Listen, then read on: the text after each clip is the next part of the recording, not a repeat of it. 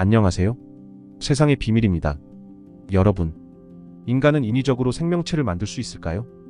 인간이 생명체를 만들기 위해서는 하나의 큰 전제가 필요합니다. 즉, 생명체는 일반 물질과 다를 바 없는 존재여야만 합니다. 그래야만 물질을 조합해서 생명체가 만들어질 수 있을 테니까요. 만약 생물체가 어떤 근본적인 부분에서 일반 물질과는 완전히 독립적인 그들만의 원리를 따른다면, 즉 물리법칙을 벗어난 원칙을 따른다면 생물체는 무생물체와 완전히 구분될 수 있을 것이고, 그럴 경우 인간은 생명체를 창조할 수 없을 겁니다. 물리법칙을 벗어난 존재는 만들어낼 수 없으니까요. 어떤 사람들은 이렇게 주장합니다. 생명체는 세포를 가지고 있고 신진대사를 하며 성장과 생식을 하고 유전 정보를 다음 세대로 전달하기 때문에 무생물과는 다르다고요. 하지만 생명체 역시 해체하고 해체해보면 산소, 탄소, 수소와 같은 원소들의 조합일 뿐이죠. 결국 무생물체들의 집합으로 이루어진 존재로서 물리법칙에 따라 작용한다면 무생물체와 다를 바가 없기 때문에 이러한 주장은 근본적인 차이점을 증명하지 못합니다. 그렇다면 과연 생명체에게만 적용되는 그들만의 법칙이 정말 있을까요? 그럼 얘기를 시작해 보겠습니다. 먼저 생명체의 기본 단위인 세포를 살펴보죠. 이 세포 안에 DNA가 들어있는데요.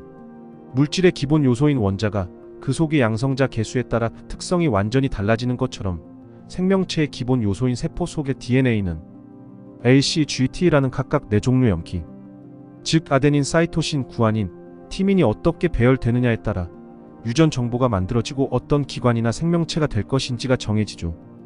그러니까 이 원자나 염기 서열은 일종의 코드인데요. 코드란 특정한 역할을 지시하는 명령문이 포함된 기호죠. 하지만 이 코드 자체가 그런 기능을 하는 게 아니라 그 코드에 물려있는 엄청나게 많은 정보가 숨어 있어서 그런 기능을 하게 만들죠. 즉 ACGT라는 각각의 코드는 보이지만 그 코드와 연결된 프로그램이 어디 있고 어떤 방식으로 프로그램되어 있는지를 알 수 없다는 겁니다. 즉 유전자의 어떤 염기 구성이 어떤 특성을 나타내도록 하는 그 프로그램은 어디에 숨겨져 있는 걸까요? 원자 속 양성자가 하나일 경우 수소의 특성을 나타내도록 하는 프로그램을 찾을 수 없듯 그건 절대 찾을 수 없을 겁니다. 왜냐하면 이 세상에 있는 게 아니거나 물질이 아닌 형태로 존재할 테니까요. 따라서 물질을 아무리 구성해봐야 이 숨겨진 프로그램을 찾거나 만들어서 적용할 수 없기 때문에 생물체를 구성할 수가 없는 거죠. 무엇보다 물질만으로 생명체를 구성할 수 없는 이유 중 가장 결정적인 건 생명체에게는 그들에게만 적용되는 일종의 코드인 경향성의 법칙이 내재되어 있기 때문입니다.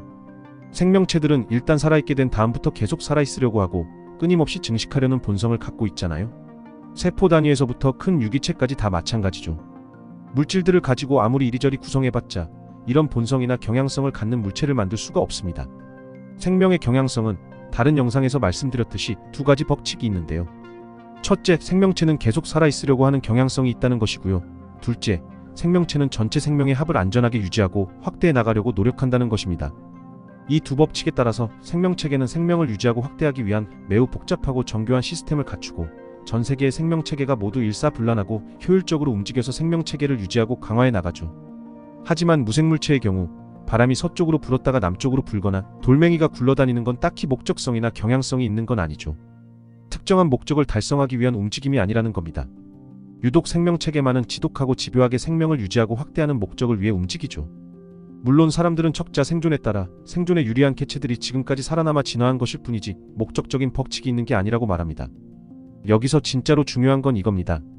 즉 적자 생존이 적용되기 이전에 이미 살아있으려고 노력하는 본성, 그리고 증식하려는 본성, 그리고 그렇게 양산된 생명체들이 모여서 전체 생명체의 생존력을 확대해 나가는 시스템이 이미 원초적 프로그램으로 존재했었다는 것이죠. 그걸 적자 생존의 방식으로 찾아낸 것 뿐이고요.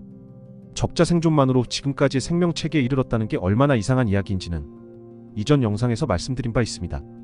인간은 의도적인 특성을 지정한 새로운 원자를 만들 수 없죠. 그리고 인간은 인위적으로 물리법칙을 창조할 수도 없습니다.